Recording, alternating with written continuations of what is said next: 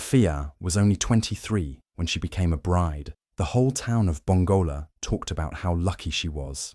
Tendai, her husband, came from a rich and respected family. He was handsome, well-spoken, and knew exactly what to say to charm a crowd. At the wedding, he held her hand, smiled like a dream, and whispered sweet promises. People smiled, nodded, and said, "She found a good man." But behind their smiles, something else was growing, something no one could see. At first, it was small things. Tendai would raise his voice when no one was around. He didn't like when she asked questions. "You're too sensitive," he'd say. "You're lucky to be with me." Afiya would laugh it off in public, but her heart knew the truth. The man who brought her roses also brought her silence, doubt, and coldness. Sometimes he'd come home and speak to her like she was a child. Other times he'd go quiet for days. But in front of others, he was perfect, affectionate, charming, loving. And Afiya, she smiled, played her part, and hid the sadness deep inside. She told herself maybe this is what marriage is. Maybe love is supposed to feel like waiting for something that never comes. But late at night, when he turned away in bed and left her alone with her thoughts, she started to wonder, what kind of love feels like a beautiful lie? And how long could she keep pretending it was real? 2 months into the marriage, Afiya noticed something strange. Tendai had started guarding his phone like it held gold. He used to leave it lying around, unlocked and open. Now, it was always face down, always in his pocket, always with a new password. At first, she tried to ignore it. Maybe he was just being careful. Maybe it was nothing. But one evening, as he stepped out to take a call, he left his phone on the table, just for a moment. Something inside her told her to look. Her hands shook as she opened the screen, and there it was, a long thread of messages, flirty, playful, intimate, from a woman named Naima. She didn't cry, she didn't scream. She just stood there, frozen, reading word after word that felt like knives. When Tendai came back and saw the look on her face, he smirked almost casually. "It's just a joke," he said. "We're just friends. You're overthinking it." Gaslighting. She had read about it. Now she was living it.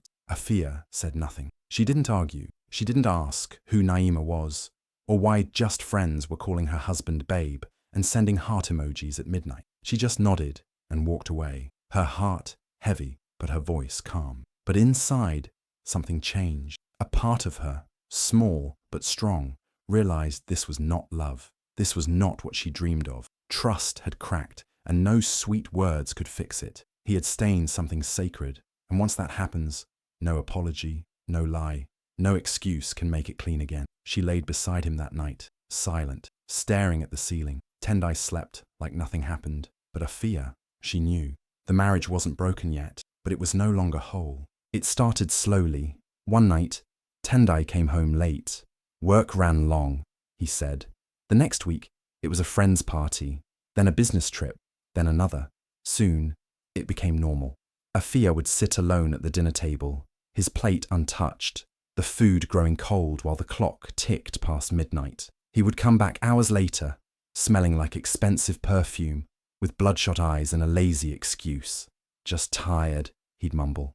Meetings were back to back. He never looked her in the eyes. He never asked how her day was. And Afiya, she never asked where he had been. Every evening, she still cooked his favorite meals. She laid out his clothes, folded his laundry, and greeted him with a soft smile. Not because she didn't care, but because her heart had grown tired of fighting. Questions felt pointless. The answers, even more painful. Some nights, he didn't come home at all. She would lie awake, staring at the ceiling, listening to the silence, her body still, her mind loud. She didn't cry. She just waited. For what? She didn't know. Maybe for him to change. Maybe for herself to find the strength to leave. People still called her lucky. "You're living every girl's dream," they'd say. She'd nod, smile, and hold back the truth sitting in her throat. But her silence wasn't weakness. It was survival, a shield, a quiet scream no one could hear. With every night he stayed away, something inside her grew stronger, not colder, just wiser. She wasn't the same girl who believed every promise. She was becoming a woman who could see through lies and still keep her dignity intact. Because sometimes the loudest heartbreak doesn't make a sound, it just quietly changes you forever. It was a quiet morning. The sun had just started to rise, and Afiya was folding laundry when she heard a soft knock at the door. She opened it without thinking, and there she was, Naima, standing on her doorstep, pregnant. For a moment, time stopped. Afiya's heart pounded in her chest, but her face stayed still. Naima looked nervous, eyes darting around like she wasn't sure she should be there. Her hand rested gently on her belly.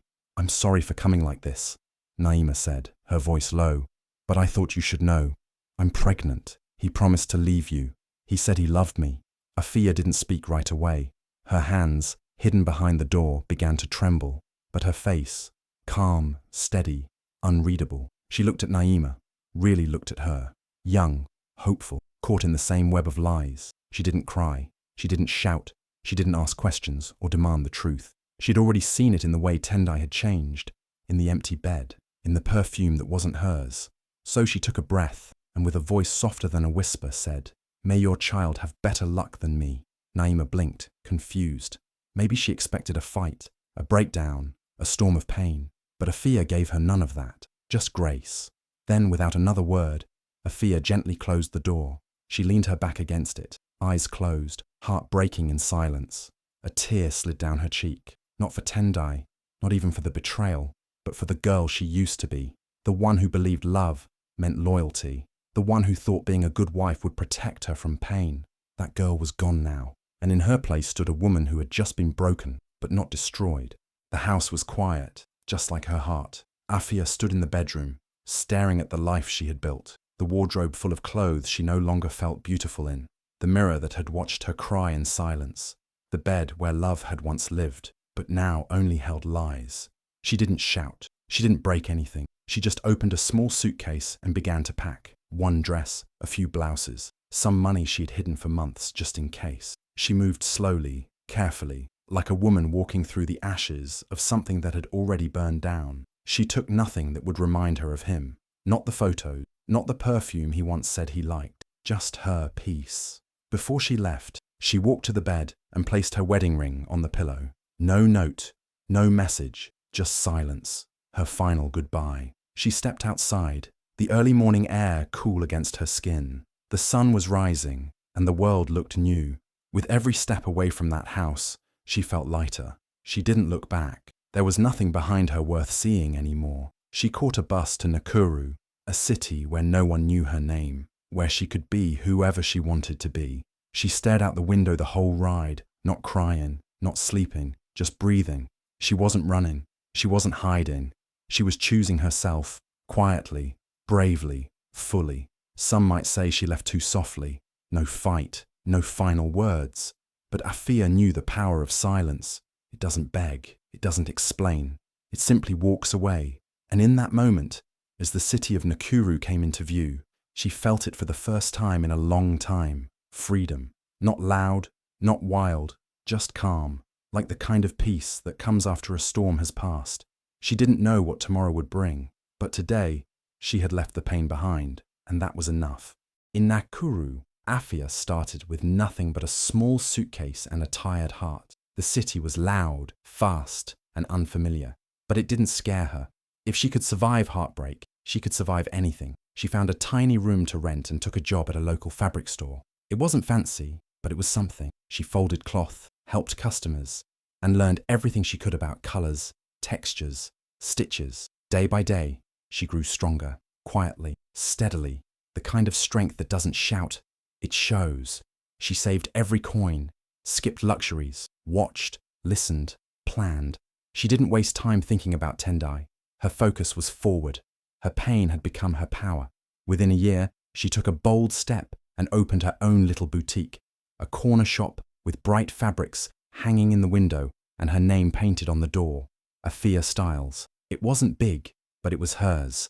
Every thread, every design, every smile she gave a customer carried her story. Even if no one knew it, people started to notice. Women walked in for clothes and walked out with something more, courage, inspiration. They saw the fire in her calm eyes, the strength in her soft voice. They didn't know what she had been through, but they felt it, and that feeling kept them coming back. Afiya never bragged. She didn't need to. Her success spoke for itself. She dressed brides, mothers, businesswomen, all with care and quiet pride. And when she stood in her shop, surrounded by colour and laughter and life, She felt something she hadn't in years. Whole. She didn't just rebuild her life. She redefined it, on her own terms. Not with noise, not with revenge, but with peace, with purpose. And in every stitch, there lived a piece of the woman who once walked away in silence and built an empire from it. Tendai thought he had won. After Afiya left, he married Naima quickly, like it would fix everything. He smiled for the photos, threw a big wedding, and acted like he was still the man everyone admired. But deep down, something was already falling apart. Within months, things changed. Naima was not Afiya. She didn't stay quiet. She questioned him, challenged him, refused to be controlled. The love he thought he had didn't last. By the end of the year, she packed her things and left him too. But this time, there was no silence, just shouting, blame, regret. His business started crumbling. Deals failed. Clients pulled away. People stopped trusting his words. The charm that once opened doors now felt fake. The friends who used to laugh with him disappeared one by one. Gossip spread like wildfire. He lost a good woman, they whispered. He didn't know what he had. He still walked around like he was important, but his eyes told a different story. Empty, lost, broken. At night, when the world went quiet, the silence became too loud. That's when he'd think of her, Afiya, the woman who never shouted, never fought, never begged, just walked away. He remembered her soft voice, her quiet strength, her eyes that once believed in him. And he realized what he had destroyed. It wasn't just a marriage he lost. It was the one person who truly loved him. He tried to move on, but nothing worked. No woman felt like home. No success felt complete. And every night he lay in bed alone, haunted by the memory of a woman who left without a single harsh word, only a silence that screamed louder than anything he'd ever heard. Her peace was his punishment, and the silence she left behind, it was the loudest thing in his life. It had been years since Tendai last saw her. Time had passed, but her memory never left him. Then one sunny afternoon, at a grand wedding event in Nakuru, he saw her again, Afiya. She stood across the garden, dressed in a flowing gown that moved like water. Her posture was straight, her eyes calm, and her smile soft but powerful. She wasn't just present, she owned the space. People gathered around her, laughing, listening, admiring. She greeted guests with grace, like a woman who had not just healed, but risen. Tendai's heart sank and pounded at the same time. She looked different, but even more beautiful. Not just on the outside. There was something in her presence now, a quiet strength, a peace he had never given her. He took a deep breath and started walking toward her, rehearsing what he might say. "Can we talk? I'm sorry. You look amazing." But the words tangled in his throat as he came closer. Afiya saw him. For a moment their eyes met. She didn't flinch. She didn't look away. She simply smiled, a calm, kind smile that held no hate, no anger, and no need for him. She gave him a small nod, then gently turned and walked away, her steps light and unbothered. No bitterness, no drama, just silence. And in that moment, Tendai felt something heavier than guilt. He felt invisible, forgotten. He wasn't part of her world anymore. He was just a shadow from a past she had outgrown. She didn't need revenge. Her peace was louder than any confrontation. And that quiet walk away said everything. It was the most powerful goodbye he never saw coming. Back home that night, Tendai sat alone on the edge of his bed, still wearing the suit from the wedding. The room was dark, quiet, and cold, just like the space inside him. He replayed the moment over and over in his mind. Afiya's face, her calm smile, the way she walked away like he no longer existed. And that's when it hit him. "I hurt the one woman who never raised her voice," he whispered to himself, barely able to breathe. It started with a tear, then another, and then the weight of everything he had lost came crashing down. He buried his face in his hands and cried, real heavy sobs he could no longer hide. He cried for what he did, for what he didn't do, for the way he let a woman like Afiya slip through his fingers, all because he thought she'd never leave. Days passed, then weeks. Tendai stopped showing up to meetings. He avoided his friends. He stayed in bed longer. Food lost its taste.